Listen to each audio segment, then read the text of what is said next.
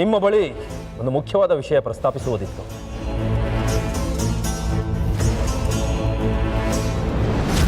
ಹೌದು, ಮುಖ್ಯವಾದದ್ದು ಎಂದರೆ ರೇಣು ರಾಜ್ಯದಿಂದ ಏನಾದರೂ ಸುದ್ದಿ ಬಂದಿದೆಯೇ? ರೇಣುಕೆ ನನ್ನನ್ನು ಒಪ್ಪಿಕೊಂಡಿದ್ದಾಳಂತೆಯೇ? ವಿಷಯ ಅದಲ್ಲ ಪ್ರಭು. ಅದಲ್ಲವೇ? ಹಾಗಾದರೆ ಅದಕ್ಕಿಂತ ಮುಖ್ಯವಾದದ್ದು ಮತ್ತೇನಿದೆ ಮೃಗಶಿರ?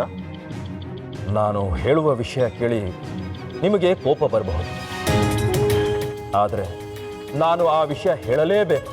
ಮುಖ್ಯವಾದದ್ದನ್ನು ಹೇಳಲು ಹೊರಟಿದ್ದೀಯಾ ಎಂದರೆ ನಾನು ಅದನ್ನು ಕೇಳಲೇಬೇಕು, ಹಿಂಜರಿಯಬೇಕು. ಅದೇನೆಂದು ಧೈರ್ಯವಾಗಿ ಹೇಳು. ಪ್ರಭು, ಇತ್ತೀಚೆಗೆ ನೀವು ಆ ರೇಣುಕೆಯ ಗುಂಗಲ್ಲೇ ಕಳೆದು ಹೋಗಿದ್ದೀರಿ. ಶ್ರೀ ರೇಣುಕಾ ಯಲ್ಲಮ್ಮ